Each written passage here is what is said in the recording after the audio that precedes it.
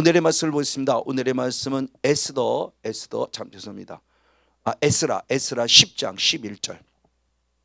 에스라 10장 11절 한 절 말씀을 같이 한번 읽어보시겠습니다. 시작. 이제 너의 열조의 하나님 앞에서 죄를 자복하고 그 뜻대로 행하여 이 땅 족속들과 이방 여인을 끌어버리라. 아멘. 이제 가난의 영성에 벌써 이제 44번째 시간으로 쭉 들어옵니다. 지금 계속 강조하고 있습니다.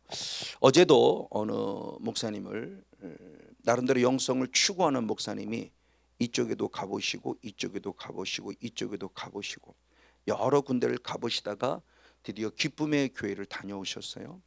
기쁨의 교회를 다녀오시고 깨달은 바가 있다는 거예요. 다른 곳은 현상은 많이 있었던 거죠. 현상은 많이 있었는데 왜 영적 싸움을 해야 하냐는 이 어떤 그런 정확한 하나님의 사인을 붙잡지 못했는데 확실히 알았다는 거예요. 그리고 저희 교도 몇 번 다녀가셨는데 부족하지만 이 성권용이라는 사람을 통해서 말씀을 듣고 영적 싸움의 목적이 바로 여기 있는 거구나 깨달았다는 게 참 감사해요. 그분이 하시는 말씀이 그분도 나름대로 성경을 많이 독파하시고 신학교 교수로도 일하시는 분인데 그런 부분의 모습을 볼 때 참 대단히 감사했어요. 자, 우리의 무엇은 결국 구원입니다.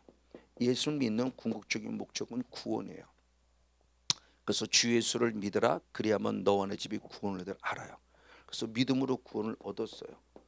구원은 얻었는데 왜 나는 구원 얻은 자의 삶이 따라오지 않을까라는 부분이죠. 목회는 하는데 목회가 너무 힘들어요.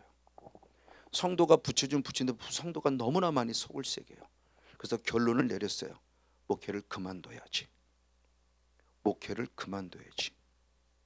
그리고 범사에 감사라고 했는데 왜 나는 감사가 안 될까? 이게 제 목회의 딜레마였고요. 그러니까 저한테 기쁨이 없죠. 감사가 없고 이게 저희는 목회는 큰 부딪히는 부분. 그래서 이제 결론 내린 게 나는 목사가 되지 말아야 할 사람이 목사가 됐다라고 말하며 하나님의 절대적 주권도 부인했어요. 저는 성결교 목사이기 때문에 하나님의 절대적 주권, 그냥 주권이 아니라 절대적 주권을 쉽게 이해할 수 없었어요. 교리상은 그렇게 보고 듣고 배우질 않았기 때문에. 그러나 하나님을 인격적으로 만나고 나서는 절대적 주권, 바뀔 수 없는 주권, 그걸 이제는 인정합니다. 나는 부족해도 하나님은 성원이라는 사람을 목사로 쓰기로 했던다면 나는 그 뜻에 순종해야 돼요. 내가 할 만하니까 하고 하지 못하고 나 그 목사님 하나님 많은 거 못하겠어 이게 아니고 나는 부족하지만 하나님이 쓰기를 원한다면 해야 된다는 이제는 아는 거죠. 근데 그때 당시는 이해가 안 된 거예요. 그러니까 구원은 받았는데 우리가 매일 듣기를 예수 잘 믿으면 복 받는다 그러고 11조 잘 드리면 복 받는다 그러고 주의 종 잘 섬기면 복 받는다 그러고 주일 성수 잘하면 복 받는다 그러고 충성 잘하면 복 받는 얘기를 얼마나 많이 들으면 살아왔습니까? 저희 어머니처럼 철저히 10조 11조 하신 분 없고요. 저도 나름대로 최선을 다해 목사가 된 이유도 11조 잘했고요. 근데도 왜 이렇게 어렵냐고요. 제가 성경을 통해서 하나님이 주시는 복의 개념을 안 것이 아니라 목사님부터 들은 그 복이 성경보다 앞서서 제 마음을 지배하고 있었던 거죠. 이거 완전히 잘못된 신앙이죠. 그건 사람의 계명에 불과했어요. 아무리 목사가 하나님의 계명을 가지고 하나님의 말씀을 전한다고 해도 말씀을 말씀 안에서 풀어가지 않으면 어느 순간 내 철학이 되고 내 사상이 돼요. 목사 이 성건영 목사의 사상, 성건영 목사의 어떤 철학이 여러분에 전달됐어요. 그건 사람의 계명이에요. 하나님의 계명이 아닌 거죠. 그래서 되도록이면 제 얘기를 안 하려고 하고 그냥 말씀으로 계속 하려는 게 바로 그런 의도입니다. 어찌됐든 그런 모습을 갖고 제가 쓰러지고 넘어진 거죠. 쓰러지고 넘어지면서 구원 얻은 자의 삶이 내 안에 없을 때 하나님을 감히 부인할 수 없지만 나는 목사가 되지 말아지는 목회를 내려놓을 뻔한 이 모습, 바로 이 모습이죠. 구원은 얻었는데 이것이 없었던 거예요. 그래서 이 과정의 모습을 설명하는 게 애굽에서 홍해를 건너 광야 교회로 들어온 거죠. 지금 우리가 여기에 삶에 살든지 그 다음 들든지. 근데 광야 교회로 들어오면 중요한 게 하나님의 말씀을 선물로 주셨다는 거예요. 그래서 말씀 안에서 이제 신앙이 자라가야 돼요. 3단계 자라가고 마지막 요단강을 건널 때는 순종으로 건너는 거죠. 여기는 절대적 은혜로 구원을 얻은 거고요. 그래서 순종, 그래서 믿음으로 믿음에 이른다고 할 때는 순종의 신앙으로 요단강을 건너 가나안 땅에 들어온 거예요. 근데 여기가 종착지는 맞는데 종착지에 도착했다고 다가 아니더라는 거죠. 가나안에 들어왔더니 가나안의 7족속이라고는 영적 원주민을 쫓아내야 됐던 거예요. 왜? 하나님의 나라를 만들기 위해서. 지금은 하나님의 나라가 아니기 때문에 이 하나님의 나라를 만들기 위해서 이 안에 자리 잡고 있는 이들을 쫓아내야만 하나님의 나라가 이루어지는 에덴 동산이 회복이 되는 거죠. 바로 그 모습을 이제는 아는 거예요. 구원 얻은 자는 구원에 이르러야 되는 거구나. 그 구원에 이르는 과정이 말씀의 순종을 통해서 영적 싸움을 싸우는 것이구나 라는 것을 깨달았다는 이 원리를 그분도 100% 동감하면서, 맞아요 목사님, 이건 교단을 떠나서 영적 싸움이라는 원리가 그동안 우리 눈에 잘못된 사람들의 눈에 비춰졌던 치유, 병 고침 받고 문제 해결, 이것도 통과할 과정이지만 거기에 머무르면 안 되는구나. 성도들에게 영적 싸움의 원리를 알려줄 때 병 고침 받는 사건으로 끝나지 말고 문제 해결로 끝나지 말고 반드시 구원이라고 하는 모습 속에 선 가나안의 땅을 누려내는 거라는 것을 알게 되는 것을 본인도 깨닫고 너무너무 감사했다고. 그래서 어제도 참 답답했는데 많은 목사님들을 만나 얘기했지만 이런 얘기를 이해를 못한다는 거예요. 왜? 목사님들이 기본적인 의식이 그냥 성령 사역하면 사탄아 떠나가서 병이나 고치고 문제 해결하는 그것의 태도로 머물러 와 있었기 때문에 무슨 얘기를 해도 통하지 않는 거예요. 그러다가 목사님 만나고 목사님 만나서 내가 이렇게 속이 다 시원하다고 할 정도로까지 아주 깊은 많은 대화들을 나눴던 시간이 있었어요. 저도 이 사역을 하면서 13년을 왔지만 어디에 포커스가 맞춰질 것이냐, 치유라는 과정은 반드시 필요한 과정이에요. 근데 여기가 목적지는 아니에요. 그럼 그 다음이 목적지가 되는 곳이 가나안의 영성인 거죠. 그러면서 가나안의 7족을 쫓아내라고 했는데 우리가 지난주에 말씀을 나눴지만 이사야 1장 27절 28절의 말씀에 보면 대표적인 므낫세 지파입니다. 므낫세 지파를 보니까 쫓아내지 못했다라고 하는 부분과 쫓아내지 않았다라는 부분이 걸려지는 거죠. 대표적으로 다른 지파들도 사사기 1장에 계속 기록하고 있지만 특별히 므낫세 지파가 이런 경우에요. 쫓아내지 못했어요. 쫓아내지 못했다는 건 능력이 없으니까 능력을 받으면 쫓아낼 수 있다는 아주 중요한 단서도 돼요. 긍정적으로 바꾸면 능력 없어 쫓아내지 못했으면 능력 받으면 쫓아낼 수 있다라고 바꿀 수 있다는 거죠. 근데 이 쫓아내지 못할 때 어떤 결과가 오느냐 했더니 가나안의 7족속이 중요합니다. 결심하고 우리 안에 거하였다는 거예요. 자, 이게 대단히 중요하다고 그랬죠. 그래서 지난주 한 달 정도 됐나요? 귀신의 우리 안에 드러나는 단계를 얘기했다. 4단계를 얘기했죠. 4단계를 얘기했어요. 자, 쫓아내지 못했을 때 우리 안에 사탄이 합법적으로 들어오는 에이셀 코마이, 우리 안에 들어오는 단계를 말하는데 우리나라 성경에서는 이걸 귀신 들렸다 이렇게 해석한다고 그랬어요. 귀신 들렸다. 그런데 이것으로 끝나면 조금 더 지나면 쫓아내지 않으면 N이라고 하는 상태가 된다고 그랬죠. N이라는 상태는 들어오자마자 쫓아냈으면 괜찮은데 쫓아내지 않으니까 어느 순간 은밀하게 자리를 잡는 거예요. 성건용 목사가 나를 안 쫓아내네? 그러면서 자리 잡는 거예요. 이게 N의 상태예요. 여기서 쫓아내지 않으면 조금 더 나아가면 에코라는 상태가 되죠. 에코라는 상태. 에코라는 상태가 되면은 이 에코의 상태는 N의 상태보다 조금 더 나아가서 어떤 상태냐? 나를 완전히 사로잡는 상태입니다. 사로잡는 상태. 그러니까 결심하고 거했다는 의미가 뭐냐면 들어왔을 때 바로 쫓아내면 되는데 가나안 땅에 들어오자면 바로 쫓아내면 되는데 안 쫓아내니까 결심했어요. 그래서 거했어요. N의 상태. 그리고 더 쫓아내지 않으니까 이제는 나를 사로잡아요. 그래서 어느 순간 성령의 통치를 벗어버리고 나는 사탄의 통치를 받는 자가 되는 거죠. 기도해지는 감동이 왔어요. 기도해야지 하는 감동이 왔어요. 그래 기도해야지 그러는데 조금 지나니까 피곤해요. 그래 그럼 내일부터 하지. 사로잡은 거죠. N의 상태까지는 아직 나를 크게 사로잡지 않기 때문에 기도적 감동 그래 바로 직시로 나가서 순종할 수 있는데 이게 조금 더 에코의 상태가 되면 기도해야지라는 마음은 다짐이 와요. 왜? 감동이니까 결단하고 다짐은 되는데 갑자기 저녁에 피곤해져요. 그럼 내일부터 해야지. 서서히 나에게 드러나는 과정들이에요. 그러니까 에코 상태까지 가면은 내 안에서 서서히 일하고 있습니다. 큰 해를 주지 않지만 아주 자그마한 부분 속에서 교회 안에, 가정 안에, 목회자 개인에게 또는 목회자 가정 안에, 우리 성도들의 가정 안에 여러 가지 많은 서서히 생각이랑 영역을 통해서 우리가 틈을 타면서 하나님과 관계가 멀어지게 만들어져요. 여기서 쫓아내지 않으면 우리가 잘 알고 있는 귀신 들림이라는 다이모니 조마이, 이게 가장 사탄의 존재가 우리가 확실히 드러나는 걸 보여주죠. 이게 신약성경 사복음서에 봐도 이게 13번밖에 안 쓰였어요. 그러니까 그렇게 많은 사탄의 상태는 아닌 거라는 거죠. 흔히 말하는 귀신 들린 상태예요.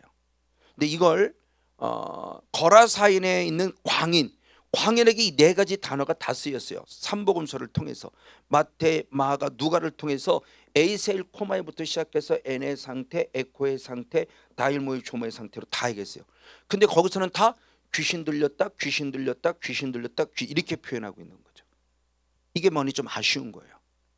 그러니까 진정한 귀신 들림은 이 모습이죠. 다이모니 조마를 통해서 우리에게 해를 끼치는, 거라사인과 같이 해를 끼치는 상태예요. 실제적인 삶의 영역에 뭐 물질의 문제든 뭐 가정의 문제든 어떤 뭐 질병의 문제든 어떤 이런 문제로 실제적인 해를 끼쳐서 나를 아주 힘들게 하는 상태, 여기까지 모습, 이게 바로 여기입니다. 이제는 쫓아내지 않았다는 거예요. 쫓아내지 않았어요. 어느 상태냐? 강성한 후에도 쫓아내지 않았어요.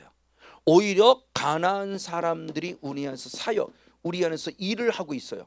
그러니까 이게 다이모니 조마의 상태가 되니까 일을 하고 있는 거죠.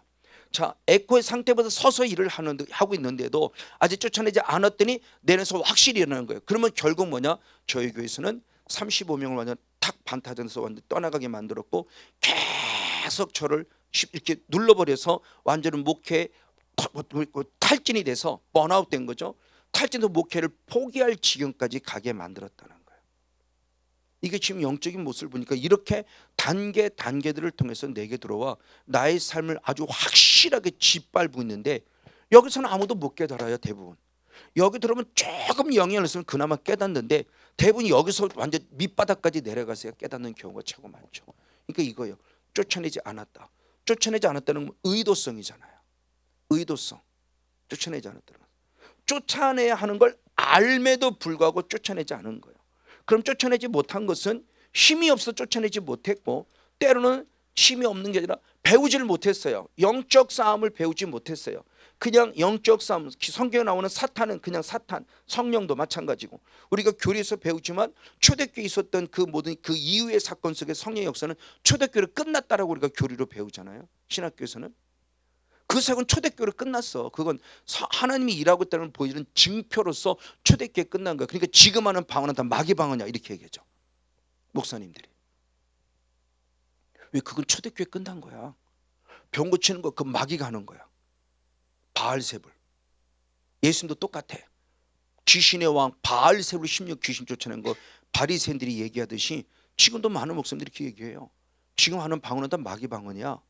지금 치유하는 건 다 마귀가 하는 거. 왜? 초대교회를 끝났다고 배우니까. 이게 오늘의 현실이라는 부분이에요. 이런 부분 속에서 우리 지금 어떤 상태가 되느냐는 거죠.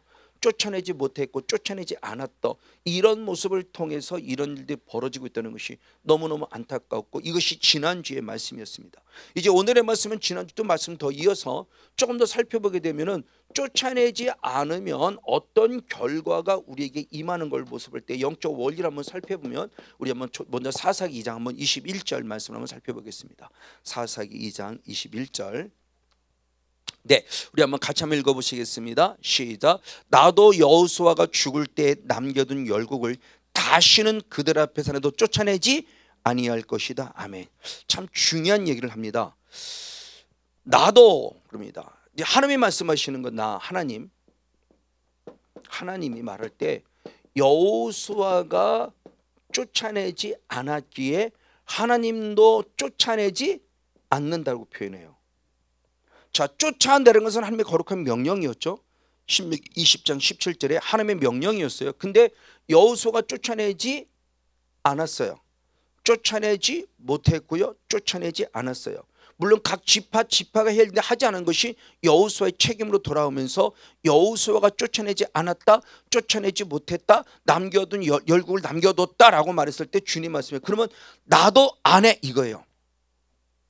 나도 그들을 쫓아내지 않아. 이게 무슨 뜻이냐는 걸 좀 유익 있게 생각해야 돼요. 결국 그것을 잘 말하면 내가 쫓아내는 것이 아니라 쫓아내 주시는 분은 결국 누구다? 하나님이다. 그러면서 말할 때 다시는 그들의 앞에서 하나도 쫓아내지 않는다라고 표현했을 때 다시는 그들 앞에서 말하는 주님이 쫓아내지 않겠다는 거예요. 언제? 내가 쫓아내지 않으니까. 이제 이 말씀 우리에게 적용시켜 보면 그러면 나라는 존재가 있는데 내가 쫓아내는 존재는 아니에요. 나는 하나님의 쫓아내라는 말씀에 순종해서 영적 싸우는 순종만 할 뿐이에요. 그랬더니 하나님이 쫓아내 주시는 거죠. 하나님이. 이 영적 원리를 빨리 알아야 돼요. 그래서 제가 이 사역하고 초반입니다. 처음에는 겁도 모르고 막 할 때니까요. 어느 날 저 구성전에서 예전에는 이정수 목사님 먼저 이렇게 가서 막 기름 부어준 저희는 가서 막 이제 뒤로 막 기름 부어 넘어지니까 이제 사역하는 겁니다. 협력 사역자가 한 열 몇 명 정도가 이제 계속 사역하면서 한 시간 내내 한 120명 30명 되는 분 이제 둘씩 잡고 계속 돌아가면서 사역을 해주는데 오늘 사역이 안 되는 거예요. 어제까지 사역이 됐는데 오늘 사역이 안 돼요. 그러니까 갑자기 생각이 덜컹거리는 왜 안 되지? 그래서 하나님께서 기도 하나님 혹시라도 내가 잘못했으면 용서해 주세요. 교만하지 않으려고 했는데 교만했다면 용서해 주시고요. 빨리 사역이 될 수 있도록 인도해 주세요. 그리고 계속 사역을 했어도 한 시간 내내 항상도 사역이 안 돼요. 얼마나 겁이 덜컥 났는지 그 다음 시간에 와서 막 통곡하며 눈물을 회개했습니다. 무조건 잘못했느라고 하나님 막 그리고 내려가 사역했는데 하게 되는 거예요. 사역이 딱 됐는데 그때 하나님의 음성이 선명하게 들리는 음성입니다. 그냥 생각으로 딱 스치고 지나가는 음성이 아니라 그러니까 그런 음성들이 지금도 잊을 수 없어요. 처음에는 정말 주님의 음성 잘 들었으니까요. 지금은 제가 너무 못 들어요. 처음에 비하면 못 듣는 건지 하나님이 안 해주시는 건지 저는 못 듣는다고 생각해요. 하나님 분명히 말씀이 제가 그만큼 타락한 거예요. 제가 영의 귀가 타락한 거죠. 그때는 선명하게 음성이 들릴 텐데 뭐라고 했냐? 이는 내가 하는 것이 아니라 내가 하는 것임을 알게 하기 위함이라. 너무너무 선명하게 들렸어요. 그래서 할렐루야 그랬어요. 그러면서 제 마음의 부담이 다 내려졌어요. 왜? 어떤 때는 내가 하는 것처럼 느껴지고 안 되면 막 속상한 거예요. 되면 막 기분이 좋고. 그러니까 되면은 기분이 좋고 안 되면 속상한 거예요. 근데 이제는 돼도 하나님의 영광이고 안 돼도 하나님의 뜻이란 걸 한 거예요. 그래서 이종선 목사님의 깊으신 뜻이 있다는 말을 저는 100% 동의한다는 거예요. 왜? 저도 그 음성을 들었으니까요. 이제 내가 하는 게 아니에요. 제 안에 계신 성령 하나님 그리고 여러분 안에 계신 성령 하나님이 동역하시는 거죠. 성령 하나님이 일하시는 거지 이제는 내가 하는 게 아니라는 걸 알아서 자유함을 누렸는데 바로 그겁니다. 그럼 나는 순종만 한 거예요. 하나님 믿음 안에서 하나님 말씀 나를 통로로 써주시옵소서. 믿음 안에서 악한 사탐을 감동시고 감을 깨닫게 하신 대로 악한 사람을 떠나가. 이 목사님의 불경은 떠나간다 그랬더니 정말 좀 반응이 났더니 막 떠나가요. 그럼 너무너무 감사하죠. 그러면 제 안에 성령님 그 사역을 받는 목사님의 성령님이 같이 동역하고 계신 거죠. 제 믿음을 보셨고 사역을 받는 분의 믿음을 보신 거죠. 그럼 제가 한 게 아니에요. 저는 순종만 했을 뿐이에요. 하라고 하는 명령에 순종만 했을 뿐이라는 거예요. 바로 이 모습입니다. 그래서 사사기 2장 21절의 말씀을 통해서 주는 거룩한 메시지는 뭐냐? 내가 쫓아내지 않으면 하나님도 일하지 않는다는 거예요. 하나님 보고 원망할 필요가 없다는 겁니다. 나보고 싸우라 그런데 싸우면은 나는 내가 싸우는 것이 아니라 내가 싸울 때 하나님이 싸워 주시는 은혜예요. 고린도전서 3장 6절 이하의 말씀에도 잘하게 하시는 하나님이기 때문에 잘하라 명령하셨어요. 잘하라는 겁니다. 잘하라고 명령하셨는데 주님께서 뭐라고 말씀하셨느냐? 씨 뿌리는 자는 바울이에요. 그리고 물을 주는 자는 아볼로예요. 그리고 잘하게 하시는 분은 하나님이세요. 그럼 잘하라라고 했을 때 내가 잘하는 것이 아니라 내가 막 잘해야지 막 어른까지만 이래도 잘하는 것이 아니라 나는 오직 믿음의 씨를 뿌리고 기도의 씨를 뿌리고 그리고 말씀의 씨를 뿌릴 때 누군가를 통해서 말씀의 물이 여기 덧입혀지고 기도의 능력이 덧입혀지고 말씀의 영권이 덧입혀지는 순간 하나님의 나를 무엇하겠다? 잘하게 해주시는 거죠. 나는 가만히 있는데 하나님 아비의 신앙이 되게 해주세요. 아비의 신앙 이런다고 아비의 신앙이 되는 게 아닌 거예요. 나도 지금 씨를 뿌려야 돼요. 그러면 내가 할 것은 씨 뿌리고 물 주는 일이죠. 스스로에게 씨 뿌리고 물 준다면 목회자는 성도들에게 씨 뿌리고 물을 줘야 되고요. 그럴 때 하나님이 보시고 그래 됐다 그러면 주님께서 잘하게 하신다는 거예요. 바로 영적 원리가 똑같아요. 하나님이 해주세요가 아니에요. 네가 하라는 거예요. 내가 너가 명령했잖아. 성목사 네가 해. 그럼 내가 해줄게. 또 내가 한다고 해서 내가 내 의가 자라는 것은 안 되고요. 하나님이 하신다는 것을 정확히 아는 영적 원리의 영성들의 모습을 구분해야 된다는 겁니다. 맞습니다. 그래서 최표적으로 주님이 하신 여러 군데가 말씀이 있지만 우리 출애굽기 한번 14장 13절 한 절 말씀을 봅니다. 출애굽기 14장 13절. 출애굽기 14장 13절 우리를 이스라엘 백성을 구원할 때 하신 얘기죠. 시작. 모세가 백성이 이르되 너는 두려워 말고 가만히 서서 여호와께서 오늘날 너희를 위하여 행하시는 구원을 보라. 너희가 오늘 본 애굽 사람을 또다시는 영원히 보지 못하리라. 아멘. 하나님이 나를 위하여 행하시는 구원을 보라. 하나님이 나를 위해 행하시는 일이에요. 하나님이. 이게 중요해요. 하나님이. 그러니까 내가 행하는 게 아닌데 하나님이 행하시는 일인 겁니다. 그래서 신명기 7장 22절에도 똑같은 말씀을 주셨습니다. 신명기 7장 22절.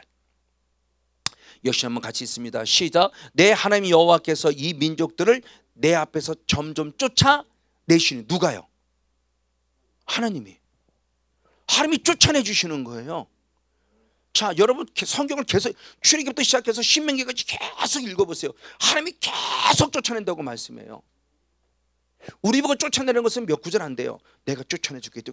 그런데 그럼에도 불구하고 뭐랬냐? 너는 그들을 어떻게 급히 멸하지 말라. 그러니까 멸하는 거는 지금 영적 싸움을 싸우는 건 난데 싸워 주시는 분은 누구다? 하나님이다. 나는 순종만 했을 뿐이라는 거죠. 그럴 때 급하게 멸하지 말라. 그 내가 할 몫인데 하나님 해주라 막 급하게 아니요. 급하면 내가 더 피폐할 걸 주님 아시기 때문에 성목사야 천천히 해. 조금씩 해. 그러니까 여러분 절대 급하지 말라는 거예요. 이 사역을 했을 때 나도 한 방에 뭐가 막 대보려고 막 아니에요. 어떤 사람은 1년이 걸리기도 하고요. 어떤 사람은 6개월이 걸리기도 하고요. 어떤 사람은 부족한 저 같은 사람 한 방에 된 케이스이기도 하고요. 하나님의 뜻이 다 달라요. 하나님이 어떻게 하는지 아무도 모르는 거예요. 그러니까 절대로 급하지 말고 내 믿음의 영령을 키워가면서 계속 믿음의 씨앗을 뿌리고 말씀의 씨앗을 뿌리고 기도의 씨앗을 계속 뿌리면서 내 영성을 채워가야 돼요. 하나님이 원하시는 그 순간까지.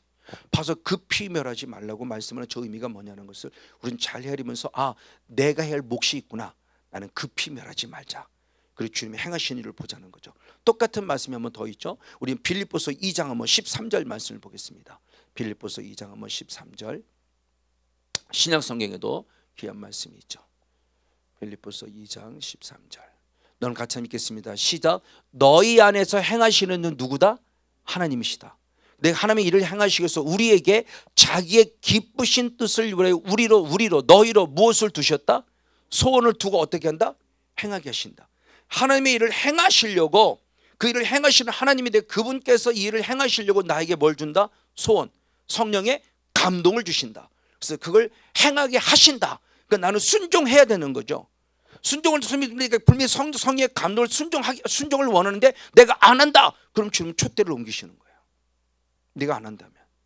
그러니까 저 하나님께서 쫓아내지 아니하시나 쫓아내지 않으면 쫓아내지 아니하시나 이 말씀의 의미를 아주 우리는 의미심장해야 돼요. 주님이 일을 행하지 않으시는 거예요. 내가 감동 주시는데 행하지 않는 거예요. 그럼 내 책임이지 하나님 책임이 아니에요. 근데 저는 그걸 몰랐기 때문에 어렸을 때는 하나님 책임도 하나님 내가 뭘 잘못해 하나님이 따졌던 거죠. 이렇게 어리석어요. 이제는 그게 아닌 걸 알죠. 주님 잘못했습니다. 맞아요. 내가 순종했어야 하는데 그때 내가 무릎 꿇었어야 되는데 그때 내가 전화를 했어야 되는데 그때 내가 맞아 그 감동을 물리쳤군요. 주님 용서해 주세요. 내 죄를 고백하며 용서를 구하지 하나님께서 조금 더 원망, 불평, 불만의 마음이 없다는 거예요. 이 영적으로 우리가 빨리 깨달아야 돼요. 그래야 하나님과의 관계가 더 확실해질 수 있다는 거죠. 바로 이 모습 가운데 살아가는 모습입니다. 맞습니다. 바로 그 모습을 살아가면서 그럼에도 불구하고 쫓아내지 아니하면 주는 뭐라고 말하느냐. 사사기 2장 22절 한번 더 봅니다. 사사기 2장 22절에 21절에 이어서 주님께서 원하시는 바 시작. 이는 이스라엘이 그 10조에 지킨 것 같이 나 여호와의 도를 지켜 행하나 아니하나 그들을 시험하려 함이라. 자, 21절이 뭐예요? 여호수아 네가 쫓아내 내가 쫓아내지 않겠다. 쫓아내지 않겠다고 말씀하시면서 22절의 말씀이 뭐라고 그랬냐? 내가 쫓아내지 않으심을 통해서 주님 다시 말씀하기를 내가 성모서 내가 그리고 이스라엘 백성 후세 2세들에게 말할 때 너의 열조 너의 조상들이 이 사역을 했던 것 같이 하나 안 하나 나는 너희를 무엇한다? 시험한다는 시험거리가 돼버려요. 그러니까 주님이 일하지 않는다는 거죠. 내가 일하지 않는데 네가 순종하면 내가 할 것인데 순종하나 순종하는 내가 보겠다는 거예요. 뒤늦게는 순종하시면 주님이 싸워주시는 거고 순종하지 않으면 주님은 안 싸워주신다는 거예요. 이게 갖는 영적 의미가 너무 중요합니다. 부족하지만 제가 13년 동안 해왔을 이 사역하면서 해올 수 있는 일은 부족하지만 저는 이 원리를 깨달았고 근데 순종하려고 애쓰는 거예요. 그래서 여기서도 코로나 기간 때에도 월성에는 우리가 식사 문제 때문에 못했지만 토요성에도 한 겁니다. 계속 토요성 한 거예요. 한 명일지라도 했고요. 또는 전체들은 나라에서 딱 묶을 때는 제가 온라인 방송으로도 했고요. 계속하면서 많은 사람들의 영성의 모습을 살리고 끊임없이 전화 상담을 받고 전화를 통해서 치유 회복하고 그분들이 치유받고 회복돼서 감사하고 헌금해서 그래서 오히려 저희 교회는 쉽지 않은 코로나 기간에 오히려 교회가 부흥됐고 재정적으로 안정이 될 수 있었던 거예요. 왜? 순종했기 때문에. 열조가 지킨 대로 지켜 행하나 아니하나 내가 너를 무엇하리라? 시험하리라. 그렇죠? 하나님이 주신 시험거리예요. 이거는요. 사탄이 주는 시험거리가 아니고 그럼 나는 빨리 아차 내가 순종하지 않았구나. 아차 주님 이걸 했는데 내가 안 했구나. 이걸 빨리 돌아봐야 된다는 겁니다. 맞습니다. 이러면서 그래도 더 순종하지 않으면 어떤 결과가 오느냐. 우리 한번 23절을 연이어 읽어봅니다. 23절 사사기장 23절 있습니다. 시작. 그 열국을 머물러 두사 속히 쫓아내지 아니하시며 다시는 여호와의 손에 붙이지 아니하셨음이 이를 인함이라. 아멘. 그리고 다시는 여호수아에게 그 일을 맡기지 않아요. 성건용 목사에게 그 일을 맡기지 않아요. 사랑의 교회에게 그 일을 맡기지 아니에요. 이제는 원리를 하는 거. 그래서 저는 제게 주어진 시간은 최선을 다합니다. 왜? 하나님이 허락한 시간이잖아요. 하나님이 내게 요구하는 시간이잖아요. 그럼 그 시간을 저는 최선을 다한다는 거예요. 온라인 예배할 때도 똑같이 이렇게 최선을 다했어요. 여러분 대중 앞에 지금 아무도 없고 다 온라인으로 드리지만 그분을 향해서 최선을 다했어요. 왜? 저에게 맡겨진 거예요. 제가 이거 안 하면 하나님은 이 촛대를 어디로? 다른 사람에게 옮기는 거예요. 그렇죠? 에베소 교회를 쓰기를 원하는데 에베소 교회가 회개하여 돌아오지 아니하면 촛대를 옮기신다고 그랬으니까. 그래서 계시록의 말씀에 2장 5절의 말씀은 중요한 말씀하셨죠. 계시록 2장 5절을 한번 보겠습니다. 요한계시록 2장 5절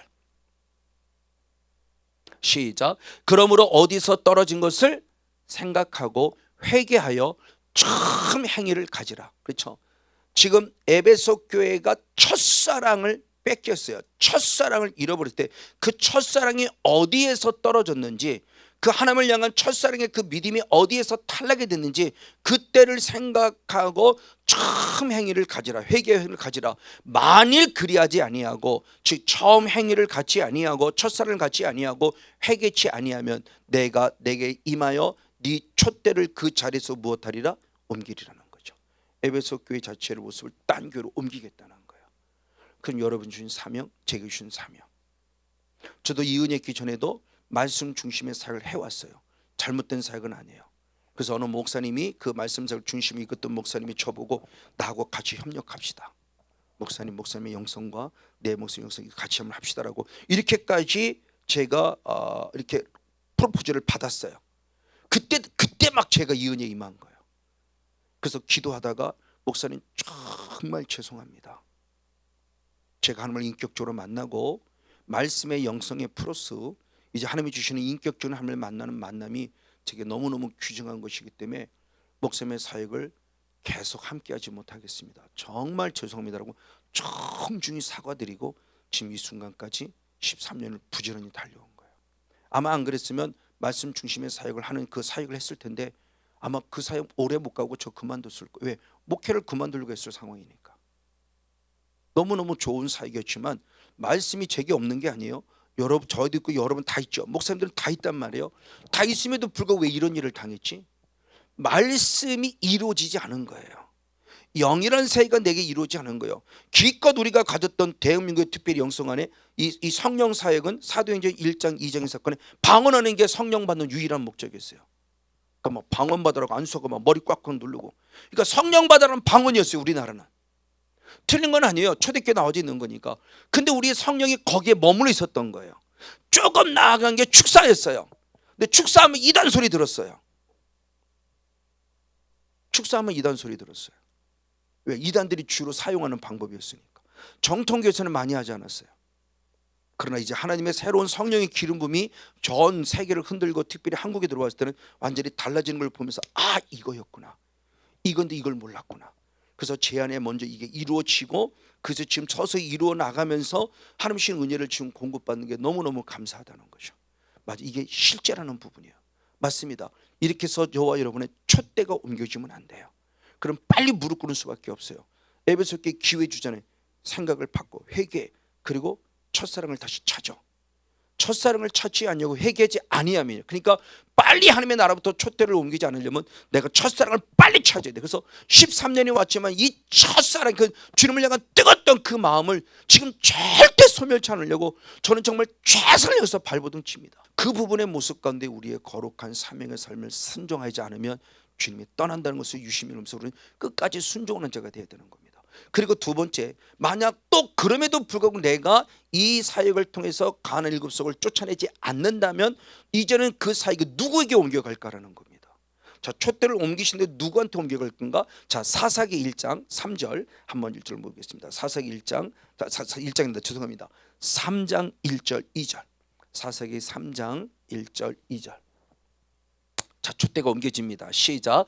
여호와께서 가나안 전쟁을 알지 못한 이스라엘을 시험하려 하여 이스라엘 자손의 세대 중에 아직 전쟁을 알지 못하는 자들에게 그것을 가르쳐 알게 하려서 남겨두신 열국. 그랬어요.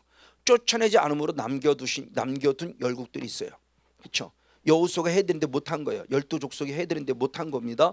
그 족속들을 남겨둔 이유를 말합니다. 왜? 쫓아내지 않으면 다시는 여호수아에게 맡기지 아니하고 촛대가 옮겨가는데 누구에게 옮겨가냐는 겁니다. 그랬을 때 이스라엘 백성들의 자손. 자, 이 내용은 조금 더 다음 주에 깊이 다뤄볼 겁니다. 자, 이 자손들에게 중요한 얘기를 했어요. 무엇하느냐? 가르쳐 무엇하기를 원한다? 알기를 원한다. 무엇을 가르치냐? 영적 전쟁이 무엇인지를 가르쳐 알기를 원한다. 누가? 자손들이. 자, 조상들이 하지 않으니까 하나님은 누구에게 그러냐? 이 뜻을 이제 주님의 촛대를 옮겨서 후손들이라도 이것을 알아서 이것을 반드시 하기를 원한다. 근데 영적 전쟁을 알지 못하기 때문에 영적 전쟁을 알게 하기 위해서 이 사역을 멈출 수 없다는 걸 얘기를 하는 거예요. 즉 영적 싸움은 선택이 아니고 누가 해도 해야 되는 반드시 필수예요.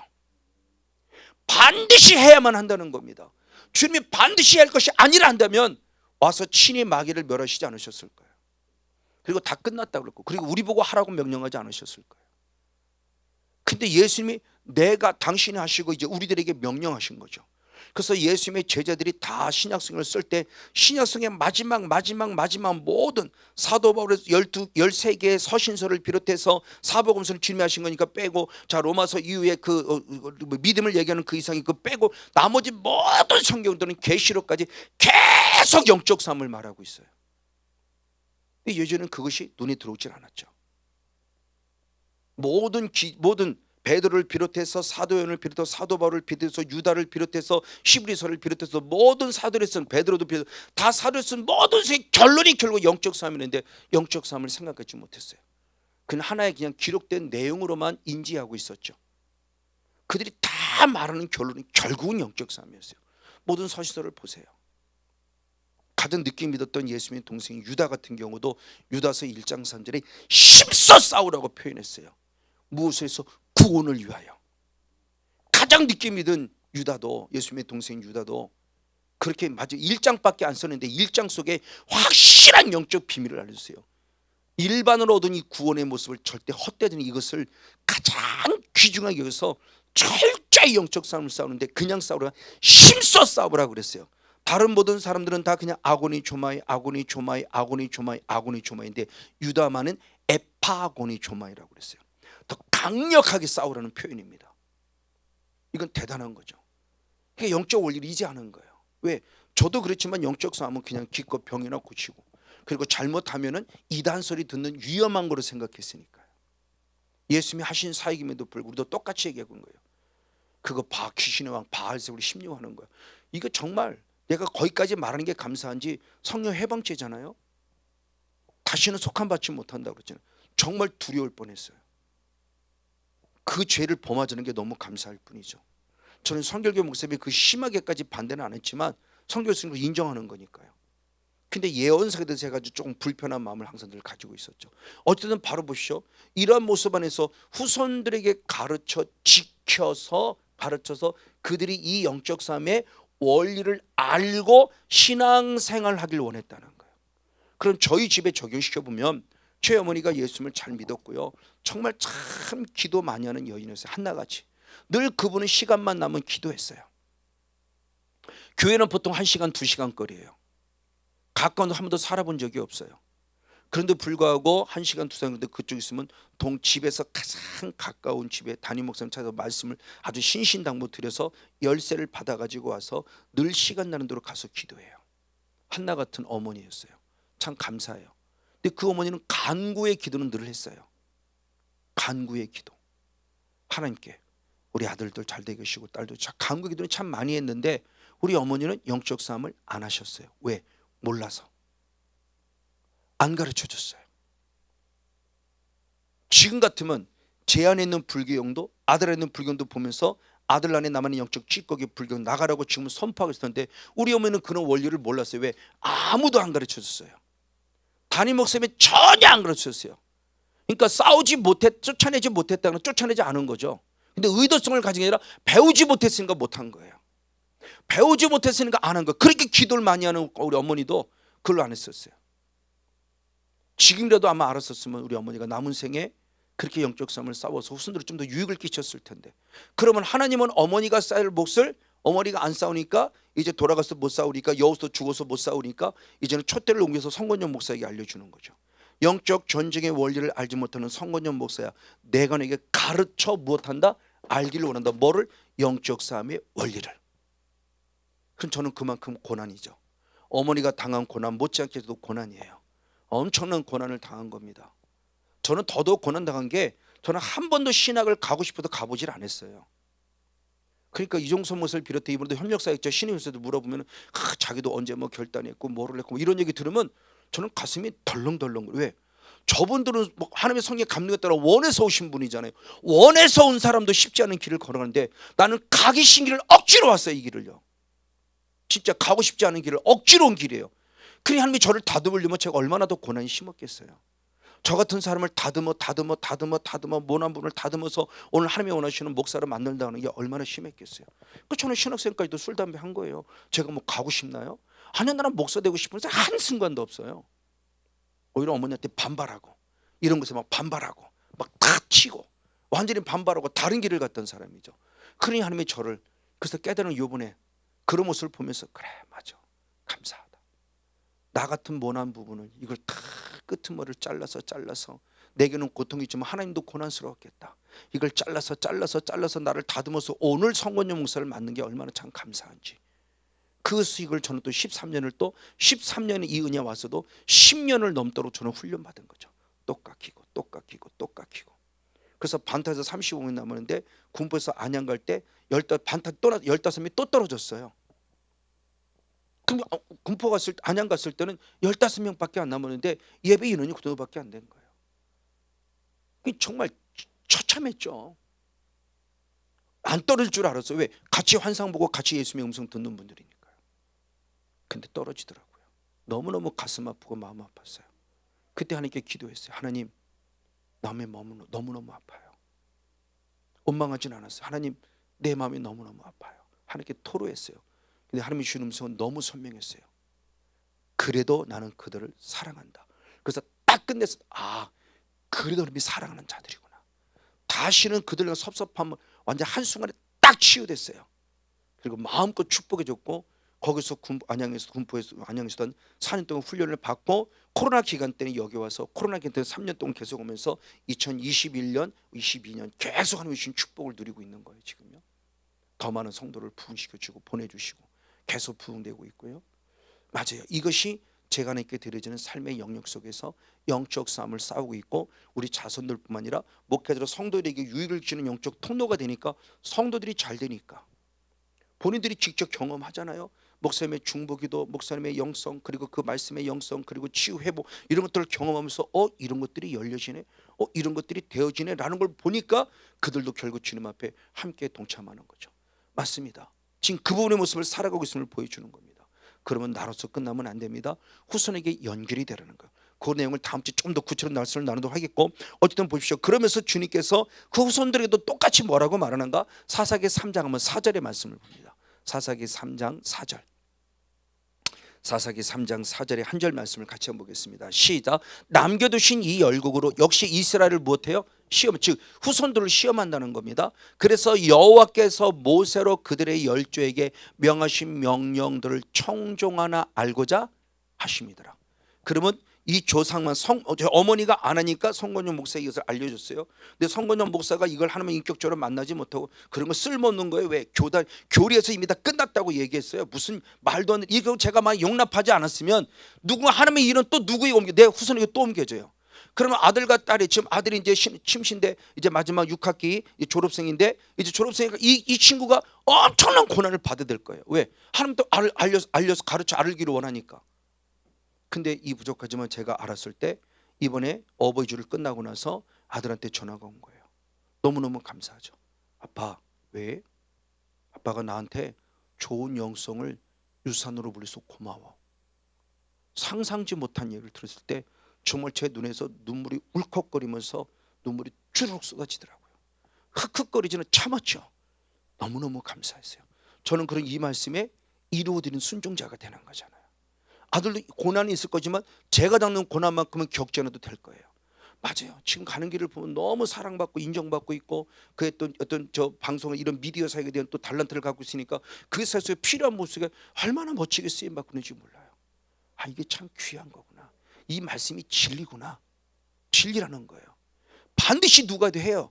그러면 이왕이면 물질은 유산으로 못 물려줄 때 영성을 유산으로 물리기 위해서 엄마나 아빠인 내가, 할머니 할아버지인 내가라도 내가 하면 내 후손들은 그만큼 유익이라는 거죠. 이 말씀의 원리가 지금 그렇다는 겁니다. 맞습니다. 그래서 예레미야 애가 5장 7절의 말씀을 아주 중요한 얘기를 했죠. 조상들은 죄를 범하고 죽었어요. 돌아갔어요. 그런데 그 고난과 아픔을 누가 겪고 있냐? 후손이 나와서 그 모든 걸 담당하고 있다는 거예요. 이게 충격적인 얘기죠. 저희 조상들이 죄를 범하고 돌아가셨어요. 그들은 죄가 제세가 되는 부분을 그냥 지옥 간 이후에는 이 땅에서 고난과 고난은 없이 그냥 돌아가셨어요. 근데 그 흐름이 지금 내게 와서 저의 삶을 공곡할 때 제게는 불교의 영이라는 악한 것에 사로잡혀서 목회를 고통당했고 배고픔 속에 있었고, 저는 지금도 기억해요. 고등학생 때까지도 저는 배를 굶어가면서 학교를 다녀봤으니까요. 너무너무 없어서 정말 동사무, 지금은 이게 법이 됐지만 그때는 법이 됐지 않아요. 동사 누가 얘기해서, 이장님과 동네 누가 해서 찾아가서 얘기해서 라면 한 박스 구제 받아가지고 그거 갖고 일주일도 먹었어요. 라면 한 박스 갖고도 25개인가 라면 한 박스 일주일 가족이 일주일 먹는 거예요. 왜? 너무너무 가난하니까, 먹을 게 없으니까. 지금도 그때를 기억해요. 너무너무 고난 속에 아픔 속에 살았어요. 이게 실제라는 겁니다. 이게 다이모니 조마이로 나와서 우리의 삶을 실제로 해를 끼치는 거죠. 맞습니다. 어쨌든 이런 모습을 통해서 우리 후손들이 가르쳐 주는, 확실히 누가 해도 해야만 하는 필수란 사실을 가르친다고 했을 때 바로 이런 영역들을 통해서는 어떻게 할 것인가라는 겁니다. 그 말씀을 한번 더 보시면 레위기 26장 한번 39절을 봅니다. 그 영성의 아픔이 누구에게 흘러가는가? 시작. 너희 남은 자가 너희 대적의 땅에서 자기의 죄로 인하여 세잔할 뿐만 아니라 그 열조의 죄로 인하여 열조같이 무엇하리라? 세잔하리라. 이미 우리 조상들 역시도 그렇게 해서 그 남은 땅 내에서 아픔과 고통을 당해왔는데, 대단히 안타깝지만 이제 오늘 그의 후손 역시도 나도 역시 똑같이 그 아픔을 겪는데, 내가 범한 죄뿐만 아니라 열조들이 범한 죄 문제가 해결되지 않은 것을 그대로 받아서 나 역시도 열조와 같이 또 세잔함 속에 있다고 하는 것은 대단히 중요한 영적 의미를 갖고 있는 거예요. 그렇죠. 이걸 좀 더 이야기시키게 하면 육적인 DNA죠. 저희 집사람이 암이 걸렸어요. 암이 걸렸을 때 가장 먼저 병원을 딱 찾아가니까 뭐냐면, 혹시 가족 중에, 혹시 친족 중에 가족력을 찾아요. 자, 육신의 암세포도 가족력을 찾아요. 저도 농내장에 왔어요. 이 은혜 입구도 농내장에 온 겁니다. 농내장에 와서 검사 그 진단을 받으러 갔더니 의사 선생님이 가장 물어본 또 역시 똑같이 물어봐요. 혹시 가족 중에. 근데 지금 생각하니까 그때는 몰랐는데 어머니가 농내장이었어요. 맨날 이거 안약을 넣고 했던 그런 모습을 지금도 기억해요. 근데 그때는 농내장 걸 때 별로 농내장 뭐가 뭔지도 몰랐어요. 근데 제가 당하고 보니까 농내장인데 어머니가 그랬습니다. 그래서 아 그렇군요. 그럼 훨씬 더 내게 농내장, 자손이 내게 농내장이 있을 가능성이 50%가 넘습니다. 그러더라고요. 그래서 저는 저희 동생들을 보고 검사 받아보는 거. 제가 계속 중보기도는 하지만 혹시 모르니까 검사 받아보는 것처럼 육적인 DNA도 흐르더라는 거죠. 누구로부터? 조상으로부터. 그러면 영적 DNA는 더더욱 그렇죠. 성향부터 시작해서 성품부터 시작해서 모든 흔적들이 흐를 때 육적인 DNA만이 아니라 영적인 DNA가 흐르고 있는 거예요. 그래서 베드로는 말할 때 베드로전서 1장 18절의 말씀에 너희 조상으로부터 유전되어 내려오는 망령된 행실, 그 망령된 행실이 유전되어 내려오는 거예요. 이걸 박해진 개혁개정은 유전이라고 안 했지만 너희 조상들이 물려준 망령된 행실이에요. 조상들이 물려준 거예요. 우리의 의도와 의지와 하나도 상관없어요. 나는 그렇게 살고 싶지 않아요. 근데 조상들이 물려줬어요. 흘려보내준 거예요. 이걸 옛날 개혁 성경은 유전이라고 표현했고 지금 바뀌어진 개혁 개정 성경은 물려준 거라고 표현하고 있어요. 이게 조상부터 물려져 내려오는 거예요. 지금요. 나쁜 영성, 좋은 영성도 흐르지만 나쁜 영성으로서 조상들이 망한 것만큼 우리 후손도 망해지게 만들어요. 저는 이걸 깨달은 거예요. 그래서 제 안에 불교형이 드러났을 때 이거 마지막 찌꺼기까지 철저하느라고 지금은 불교형 좀 덜하지만 정말 거의 한 10여 년 가까이 남아있는 찌꺼기까지 계속 하려고 불경 나와 나무 찌꺼기 계속 나와 자가축사하고 또 그 기쁨에 가서 또 사익을 받을 때 사익을 받아가면서 스스로 자가축사하면서 계속 싸워 이겨서 여기까지 오면서 바로 그것이 거기까지 떠나서는 그런지 모르지만 하여튼 한 10여 년 넘게 하고 냈더니 드디어 하나님께서 조금이나마 이제 복을 주시는 거예요. 제가 채워진 것만큼 처리된 것만큼 이게 참 중요하구나. 맞아요. 이거 끊임없습니다. 한 번 했다고 두 번 했다고 다가 아니에요. 아직도 이 땅에 살고 있는 어쩔 수 없어요. 이 땅에 살면 100%의 성령 충만은 없다는 겁니다. 찌꺼기가 남아서 계속 내게 틈을 누리고 있을 뿐이에요. 그러니까 정확하게 우리는 마지막까지 끝까지 싸워야 될 필요성에 대한 부분을 성경이 알려주고 있는 맞아요. 그런 대표인 예가 로마서 5장 12절 아담 이후부터죠. 그래서 죄라는 부분의 모습은 제가 수없이 강조할 때 아담의 범죄 이후 그렇죠. 어떤 3대 4대만으로 끝남이 아니라 아담의 범죄 이후라고 하는 것을 계속 말씀하는 게 바로 그거예요. 그래서 성악설이죠. 로마서 5장 12절 그렇습니다. 한 사람 그렇습니다. 아담이죠. 한 사람이 뭐 되냐? 죄를 범함으로 이게 뭐가 왔다? 사망이 왔습니다. 이 한 사람이 이제는 이 땅의 모든 사람이에요. 그래서 똑같이 죄가 왔고 똑같이 이렇게 사망이 왔어요. 근데 이것을 로마서 5장 19절의 말씀에 이 한 사람 아담의 이 죄가 뭐냐? 불순종. 순종하자는 불순종이 결국 이런 결과를 가지고 왔다. 그러나 또 한 사람 예수 그리스도의 무엇함으로 순종으로 우리에게 무엇이 왔다? 구원이 왔다. 그 전혀 다른 각도를 얘기를 해주고 있는 거예요. 한번 로마서 5장 19절 한번 같이 읽어봅니다. 시작. 한 사람의 순종치 아니함으로 많은 사람이 죄인 된 것 같이 한 사람의 순종하심으로 많은 사람이 뭐가 됐다? 의인이 되었다. 그러니까 한 사람 아담 때문에 첫사람 아담 때문에 다 죽었어요. 우리는요. 그러니까 죄성이 지금껏 흐르고 있는 거예요. 죄 한번 짓지 않아도 응의하는 순간부터 죄인으로 태어나는 거예요. 죄 짓지 않아도. 그러니까 제가 수없이 말씀을 드리죠. 이게 아주 중요한 모습이라고 그랬어요. 자, 우리가 죄를 범했기 때문에 죄인이 되는 거냐? 죄인이기 때문에 죄를 범하는 거냐? 그렇죠? 우리가 마찬가지입니다. 하나님의 거룩한 의가 있을 때 이 의를 있을 때 의를 행했기 때문에 의인이 되는 거냐? 의인이기 때문에 의를 행하는 거냐는 거죠. 성경적인 근거, 세상은 죄를 범하면 죄인 돼서 감옥에 가요. 세상의 기준은 의를 행할 때 의인이라고 해요. 그렇죠? 의인상도 주고 그러잖아요. 죽은 자를 살릴 때만 의인상을 주잖아요. 그러나 성경의 기준은 우리의 본질을 알려줘요. 우리가 죄인이기 때문에 죄를 범한다는 거죠. 의인이 되었기 때문에 의를 행하라는 거예요. 의인도 안 되는데 의를 통해서 의인 되려고 하면 이게 바로 율법주의죠. 이게 잘못된 신앙이에요. 이게 사람의 계명이에요. 그러니까 우리 본질이 뭐냐는 겁니다. 그래서 본질상 에베소 2장 3절에 우린 본질상 진노의 자신은 본질을 갖고 있는데 이 본질이 예수 그리스도를 통해서 의인으로 바뀌어서 의인이 되었기 때문에 의를 행해야 되는 겁니다. 의인이 되었기 때문에 의를 행하지 아니하면 또 반대로 뭐가 돼요? 죄인이 돼요. 왜? 선을 행할 줄 알고도 선을 행하지 아니하면 그 선을 행하지 그것이 뭐다? 죄라고 했으니까요. 그러니까 제가 수없이 말씀했습니다. 악한 영이 있을 때 그냥 미워하지 말라로 끝났어요. 미워하지 않으면 돼. 틀린 얘기는 아니에요. 미워하지 않는 거 그것도 축복이에요. 근데 미워하지 않으면 끝나면 안 되고 이제 인격성 선물을 만났으면 미움을 뭐로 바꾸냐? 사랑으로 바꾸거든. 사랑하래. 원수를 무엇하라? 사랑하래. 그러면 사랑해야 하는데 사랑하지 않으면 그게 결국 뭐다? 죄예요. 나 미워하지 않은데요? 아니요. 미워하지 않는 걸 끝나면 안 돼. 그건 어린아이 신앙이고 청년의 신앙과 아비의 신앙처럼 미움을 빨리 사랑으로 바꿔서 사랑해야 된다고요. 하나님의 본질이 사랑이라고 그랬잖아요. 하나님의 본질이. 그러니까 선을 행하는 사랑으로까지 바꿔야 이게 진정한 그리스도인이다. 예수님이 그렇게 살아가셨고 바울이 이렇게 살았고 베드로 이렇게 살았고 예수님의 제자들이 그렇게 살았고 그래서 이제는 그 영성을 알기 때문에 제가 아내에게도 그렇고 저희 성도에도 그렇고 우리 아이들에도 그렇고 이제는 그게 바뀌어지니까 우리 아이들이 먼저 부족하지만 저를 인정해 주잖아요. 아내가 인정해 주고요. 성도가 인정받는 것도 중요하지만 내 허점을 가장 잘 알고 있는 가족이에요.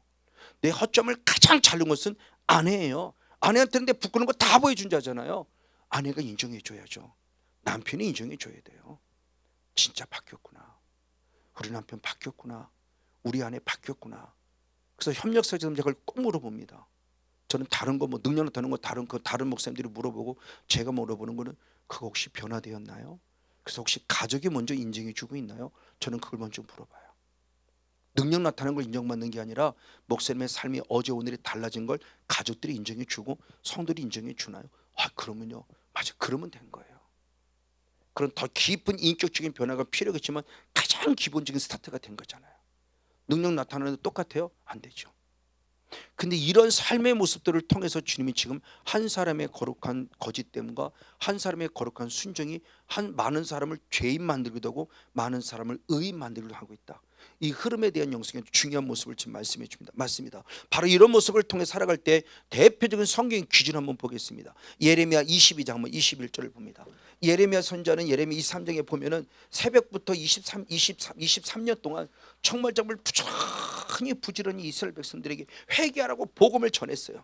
근데 아무도 안 들어요. 23년 동안 새벽같이 나와서 복음을 전했지만 아무도 안 들어요. 예레미야 선지자 이야기를.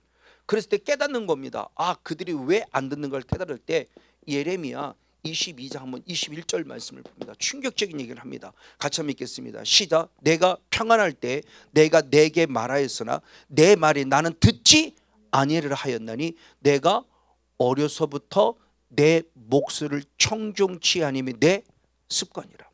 하나님의 말씀이 선포됩니다. 듣지 않아요. 왜 듣지 않냐? 언제부터 듣지 않냐? 어려서부터 듣지 않았어요. 그래서 지금 청년이 되고 자랐다는 거죠. 어려서 듣지 않는 것이 지금까지도 이어지는데 그러므로 이게 뭐가 됐다? 습관이 되었어요. 언제부터? 어려서부터. 만약 예를 들면 성건용 목사가 지금 그런 거예요. 아니 내 아들이 지금 예를 들면 아들이 있는데 아들이 하나님 말씀을 지겹게 정말 안 들어요. 참 지금 너무 감사해요. 이 은혜 있고도 맨날 오면 교회 맨 늦게 오죠. 그리고 맨 뒷자리에 앉죠. 한 번도 고개를 안 들어요. 그럼 뭐 하냐? 게임하고 있는 거예요. 지금 이거 게임하고 있는 거 전혀 고개도 안 들어요. 그냥 자리만 와 있는 거죠. 그래 제가 성도들에게 주일 예배 잘 드립시다, 예배 잘 드린다, 이게 말빨이 안 서는 거죠. 그러니까 저는 이 새끼가 이것밖에 안 나오는 거예요. 이거 읽기 전에는 화가 나는 거죠. 근데 이 원리를 알고 보니까 걔에게 그게 있는 것이라 결국 누구냐? 나에게 있는 것을 발견한 거예요. 저도 그랬어요. 어머니하고. 어머니에게 진짜. 근데 내 아들도 똑같은 거야. 그러니까 이 은혜 말씀이라는 영적 원리를 알고 나니까 아들 탓할 필요가 없었던 거죠. 그래서 하나님께 정말 수없이 있겠지만 간절히 기도했죠. 하나님 우리 아들 좀 변화시켜 주세요. 우리 아들 좀 변화시켜 주세요. 정말 기도했습니다. 왜? 아들이 예배를 잘 드려 목사 말빨이 쓰니까. 근데 이 은혜 있고 주님의 선명한 답은 지금도 있지 않습니다. 너하기에 달려느라 그랬지 내가 네 눈물의 기도를 들었으니 네 아들을 내가 바꾸어 주리라 이렇게 말씀하지 않았어요. 저는 그 일 듣고 정말 충격. 너에게 달렸다는 이야기가 얼마나 큰 충격인지 몰라요. 그때부터 제가 생각이 바꾸고 언어가 바뀌면서 그때부터 안아준 거예요. 영아, 아빠가 사랑해. 그리고 하나님으로 사랑한대. 그리고 속으로는 성령이 임하소서. 그게 2년이라는 시간을 지나서 한 번도 머리 안수 안 했어요. 왜? 튈 거 아니까. 그래서 저도 수 없는 사람이 오지만 막 반대하는 사람 억지로라고는 안 해요. 그도 끌고 왔어요. 그럼 안수 안 해요. 본인이 원하죠. 왜? 본인이 원하는데 안수해봐야 쉽게 은혜가 더 튀어. 그러니까 안 되는 걸 억지로 끌고 와서 그러지 말고 먼저 나부터 변해서 그 사람을 바꾸어 놓고 자원하는, 성령의 감동에 자원하는 마음으로 나와서 하게 하라는 거죠. 그래서 2년 만에 바뀌어서 지금 전혀 다른 삶을 살고 있는 거죠. 아마 예전 같았으면은 이놈이 과연 뭐가 될까 싶을 정도였어요. 자립심도 없고요, 아무것도 없고요. 뭐 할래? 몰라요. 너 무슨 비전이? 몰라요. 그냥 답이 온통 몰라요. 딱 끝나요. 답답하죠. 답답해 진짜. 두드려 팰 수도 없고. 이게. 근데 이 은혜가 임하니까 되는데 이게 바로 내 모습이었던 거예요. 그래서 너에게 달렸던 이 말씀이 얼마나 저는 감사한지 몰라요. 그걸 조금 더 깊이 보니까 어떤 말씀이냐? 자, 예레미야 3장 25절 말씀을 보겠습니다. 예레미야 3장 25절 같이 한번 읽겠습니다. 시작. 우리는 수치 중에 높겠고 우리는 수육에 더 피울 것이니 이는 우리와 우리 열조가 언제부터?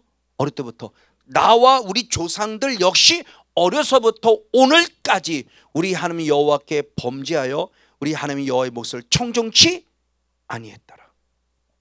그러면 나만이 아니라 나의 조상도 똑같은 거예요.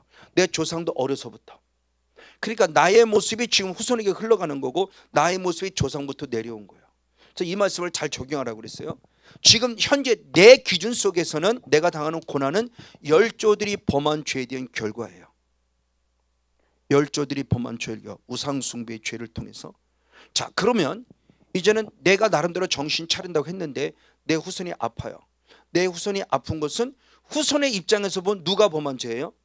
조상이 범한 죄예요. 내 입장에서는 후손 생각하지 않을 때는 조상 때문에 어머니, 아버지, 할머니, 할아버지, 증조, 고조 때문에 내가 고통을 당하고 있다면 오늘 내가 범한 자범죄는 혈통을 타고 온 거 말고 이제 다음 주나 다다음 주 좀 더 깊이 다루는데 이것들이 내 안에 들어오면 결국 누구의 영향을 입히냐? 후손에게 영향을 입히는데 내 아들의 입장에서는 이 고통이 누구 때문이다? 조상인 아버지 때문이죠. 일대로 바로서 아버지 때문이에요. 어머니 때문이에요. 그 후손 탓하지 말라는 겁니다. 내 모습이라는 거예요. 그러니까 이것 때문에 철저히 어머니 아버지는 예수님처럼 통곡하고 지금이 울 때예요. 자녀들이 울 때. 자녀들의 영성을 살리기 위해서 우리가 울 때죠. 자녀들 불러놓고 아무리 얘기해봐야 안 돼요. 왜? 나도 똑같았는데요. 그래서 저는 우리 아들이 공부 한번 잘해본 적 없어요. 왜? 제가 공부를 못했는데 무슨 뭐 그 머리가 그 머리겠죠. 뭐 공부 잘해, 공부 열심히 한 번도 해본 적 없어요. 예수님 잘 믿어, 교회 잘 나가, 예배 잘 드려. 지금은 그렇게 감사해요. 근데 공부 못했냐? 아니요, 공부 못하지 않았어요. 다들 대학 들어가서 남들 하고 자기 자리 찾고 있고 자 열심히 잘 하고 있어요. 남들만큼 탁월하지는 못한다 할지라도. 어쨌든 이런 모습을 통해 보면서 저와 여러분의 영성이 지금 어느 자리에서 어느 위치에 있고 그것이 누구에게 영향력을 입히고 있는가의 모습을 우리는 분명히 말씀 안에 살펴볼 수 있다는 맞습니다.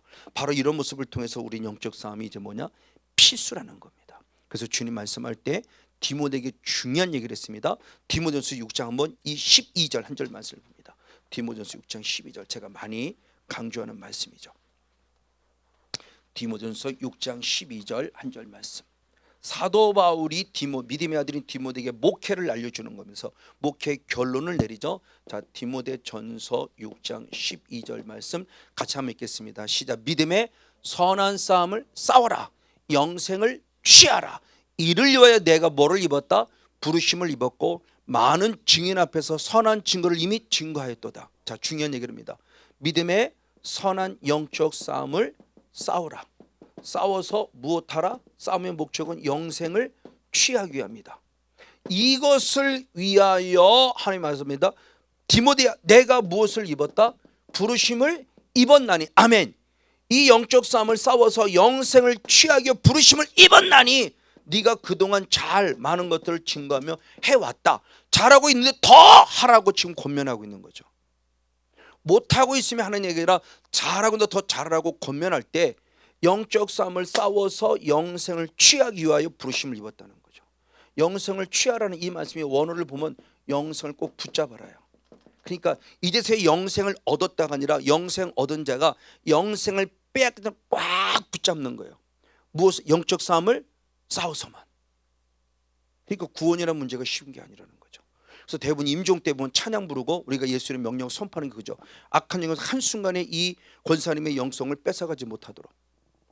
제가 알고 있는 권사, 제가 직접 본 건 아닙니다. 제가 알고 있는 권사님의 어머니가 직접 보신 거예요. 권사님이에요. 권사님이 돌아가실 때 마지막 뭐라 그러냐? 나 예수님 몰라 하고 돌아가셨어요. 근데 구원 얻어요? 구원 얻습니까? 예수님 부인했는데 구원 얻나요? 또 마지막 돌아가실 때 주님을 모른다고 하는데 구원 못 얻죠. 그럼 한 번 구원은 영원한 구원이 아니잖아요. 실제잖아요. 제가 알고 있는 권사님, 그 후손들이 목사님도 있고요, 나름대로 믿음 열심히 한다는 목사님이 권사님인데 기도 좀 한다는 권사님들 마지막 돌아가실 때 나 예수 몰라 그래요. 그리고 이건 제가 라디오 방송을 실제로 들었던 겁니다. 어느 장로님이 돌아가십니다. 자녀들이 다 있고 목사님 다 있고 있는데 그 자녀도 똑같은 소리를 하셨어요. 목사님 나 예수님 몰라요. 뒤늦게 목사님하고 후손님 아버지 무슨 말씀이에요? 아니 장로님 무슨 말씀인데 근데 그 상태로 돌아가셨어요. 근데 구원이에요? 어떻게 구원입니까? 그럼 이제는 알아요. 이제는. 그럼 마지막 순간에 결국 부인하게 만든 게 누굴까요? 당연히 사탄이죠. 그럼 그분 안에 사탄의 역사가 계속 있었는데 내재되는 걸 안 뽑아내고 나름대로 그동안 신앙을 해왔지만 결정적인 순간 드러나 부인하게 만든 거예요. 그러니까 영적 싸움의 원리가 어딨냐는 거예요. 붙들어야 되는데. 그래서 사도 바울이 디모데사전 7절 말씀에 자기 목회의 마지막을 결론을 내리죠. 믿음의 선한 싸움을 싸웠고 나의 달려갈길을 마쳤고 믿음을 지켰다. 믿음을 지키는 영성이 결국 뭐였어요? 영적 싸움이었다는 걸 얘기해요. 믿음을 지키는 영성이. 단순히 병 고치려고 싸운 게 아니에요. 바울은 얼마나 기도했습니까? 사탄아 내 안에서 떠나가. 그렇죠? 지금 이게 사탄의 가시는 빼져 떠나가라고 얼마나 기도했어요. 주님의 답은 간단했습니다. 내게는 사탄의 가시면 주님의 은혜예요. 내 은혜가 내게 족한 줄 알을 때 다시는 병 고침 받으려고 기도하지 않았어요. 병 고침 받으려고 사탄아 떠나가라 하지 않았어요. 오히려 그 가시를 은혜로 알았어요. 그러면서 약할 때 강한 주님의 은혜로 마지막까지 승리했다는 겁니다. 이게 우리가 필요한 영성이에요. 천국 때문이에요. 구원 때문에. 이것 때문에 부르심을 입었어요. 그러면 이게 디모데에게만 하는 얘기일까요? 디모데가 하는 얘기 같으면 성경의 의미가 없어요. 여기는 성건영 목사가 하는 얘기고 우리 목사님들과 사모님과 우리 권사님과 집사님 우리 여러분 똑같이 하는 말씀이에요. 성건영 목사 똑같고요. 그 영적 싸움의 원리가 얼마나 중요한. 그래서 철저히 마지막 임종 때는 예수의 피를 뿌리고 바르고 덮고 청수의 파송을 요청하고 찬송 부르면서 한 앞에 환송식이죠. 잘 가세요 천국 잘 이렇게 하려고 이게 마지막 임종식. 그래서 임종식이 필요한 거구나. 마지막 임종할 때 부인하지 못하게 하려고. 이게 너무 중요한 걸 줄 아는 거예요. 어떤 모습이죠? 바로 이런 모습을 통해서 우리들의 영성의 모습이 주님 앞에 아름답게 세워지는 모습이 분명 필요성을 얘기해 주면서 이 죄성을 가지고 내가 살아가야 되는데 그런 이 죄성을 가지고 살아갈 때 나는 과연 어떤 존재가 될 모습에서 아주 중요한 말씀하셨습니다. 자 오늘 본문입니다. 에스라 10장 11절이에요. 자 나의 죄와 우리 조상의 죄의 문제를 어떻게 될 것인가라는 겁니다. 이걸 끊어내려면 이제 끊어내지 않으면 지금 이런 일이 있었기 때문에 이제는 끊어내야 된다는데 끊어내면 어떻게 될 것인가의 모습입니다. 자, 뭐 역시 같이 있습니다. 시작. 이제 너희 열조의 하나님 앞에서 죄를 자복하라.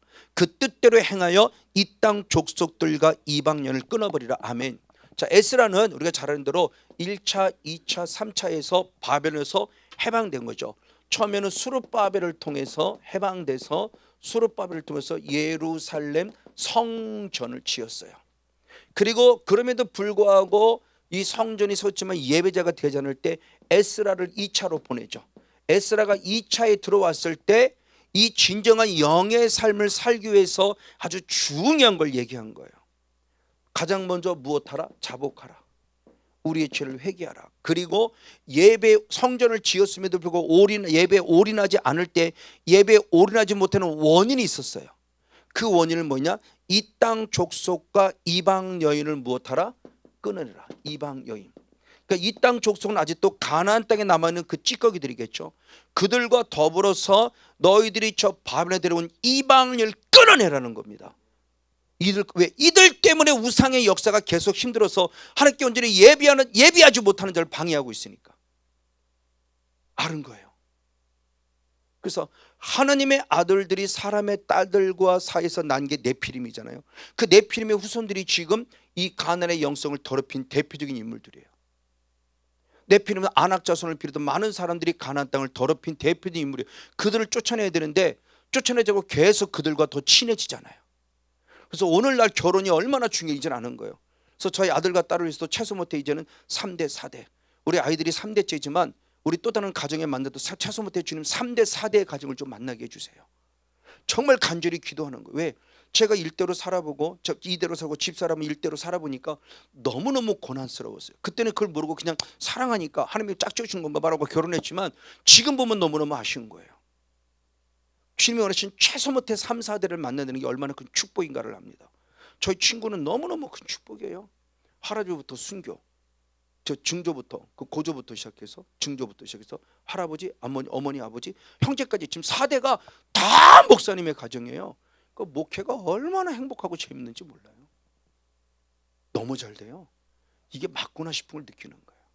진짜 이제 흐르는구나. 더구나 조상들이 목사님으로서 순교했던 일제시대 때 순교했던 순교자의 피가 있는 집안이에요. 그러니까 목회가 잘 될 수밖에 없는 게 느껴지는 거예요. 저는 그게 너무너무 힘든 거고요. 제가 75명까지 했더니 아까 만났던 목사님, 우와 75명까지요. 대단하시네요. 제가 한 게 아니죠. 하나님만 한 거죠. 근데 뺏긴 거죠. 하나님이 주신 건데 30명을 반타하게 뺏긴 거잖아요. 어쨌든 보시 이런 것들이 실제의 모습이에요. 지금요. 더구나 우리나라도 이제는 50명, 100명 목회만 해도 지금은 정말 잘했다는 얘기 들을 정도로 그거 더 이상 뺏기지 않는 것만 해도 뭐 1000명, 10,000명은 둘째치고요. 100명, 50명 성도만 돼도요. 하나님 맡겨준 성도만. 어쨌든 보시 이런 모습들이 이게 지금 끌어지는데 이거 한 번 더 업그레이드 시킨 누구냐? 느헤미야예요. 느헤미야가 3차 들어와서 성벽을 쌓죠. 예루살렘 성전을 지키는 성벽을 쌓. 이것도 이제 중요한 영적 의미죠. 느헤미야를 통해서 두 번인가 안양에서 한번 강의를 했었는데 먼저 강의를 이것도 했더니 영적 원리가 중요한데 성벽을 쌓을 때 계속 성벽을 쌓으면 신앙이 무너져 가니까 뭐 되느냐? 이걸 업그레이드 시킵니다. 그러면서 느헤미야 9장은 이렇게 얘기했습니다. 느헤미야 9장 2절을 봅니다. 시작. 모든 이방 사람과 절교하고 서서 자기의 죄와 더불어 열조의 죄를 무엇하라? 자복하라. 자, 여기서는 자기가 범한 죄의 자복인데 느헤미야는 하는데 엎드려서 내가 범한 죄와 누가 범한 죄, 열조가 범한 죄를 무엇하라?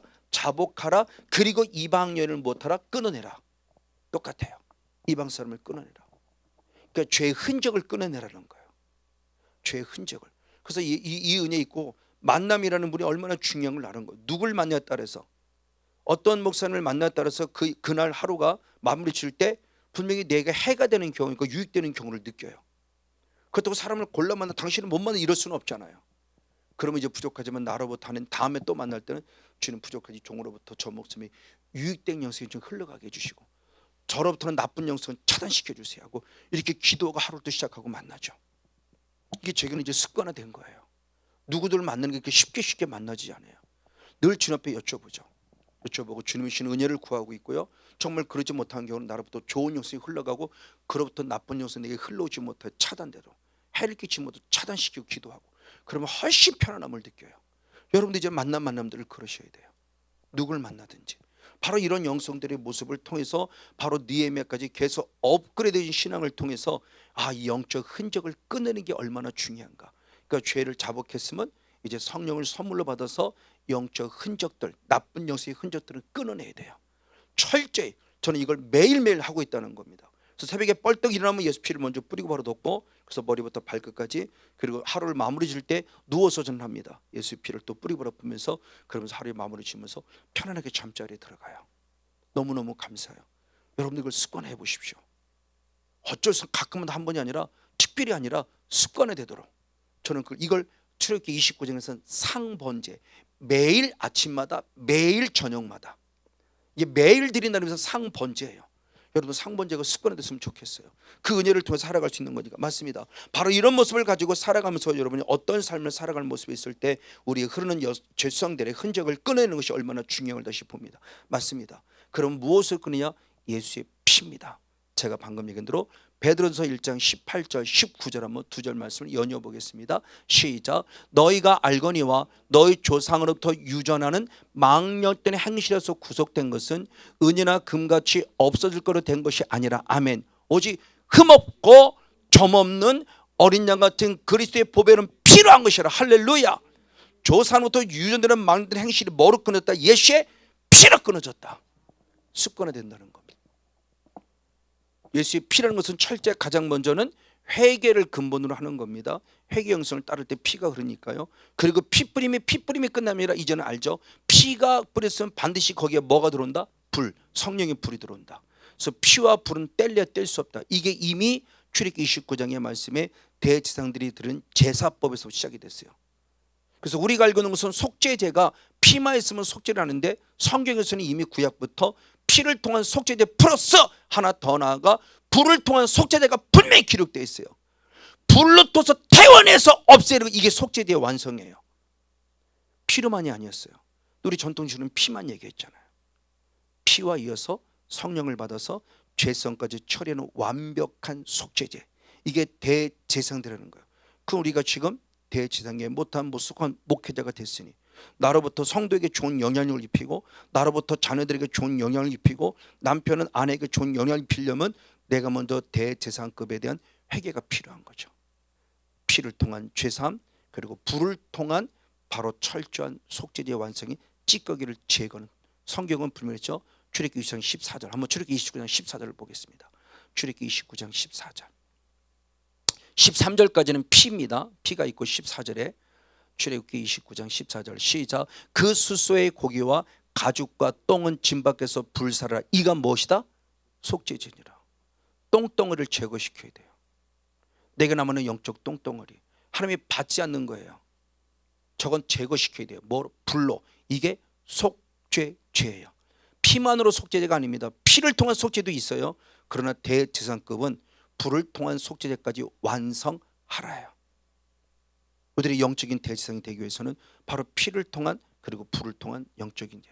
그래서 철저해서 이제 나도 살고 상대방을 살리는 모습 가운데 좋은 영성을 유산으로 물려주는 믿음의 조상이 되는데 누가 같이?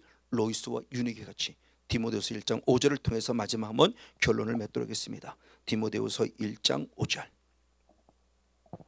네, 같이 한번 읽겠습니다. 시작. 이는 내 속에 거짓이 없는 믿음을 생각함이라. 아멘. 이 믿음은 먼저 내 외조모 로이스와 내 어머니 속에 있더니 아멘. 어머니 유니게 속에 있더니 내 속에도 있는 줄을 확신을. 할렐루야.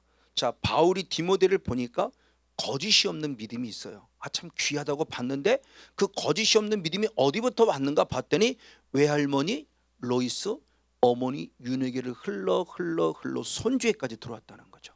이게 실제예요. 맞습니다. 여러분들 이런 좋은 믿음의 조상이 돼서 하나님 나라와 하나님의 일을 이루어가서 내 안에 이룬 천국을 통해서 반드시 가정천국을 이루고 목회천국을 이루고 내 삶의 영역의 천국이 누려지는 그런 복 있는 주인공 우리 모두가 되어지기를 주님으로 간절히 축복하고 축원을 드립니다.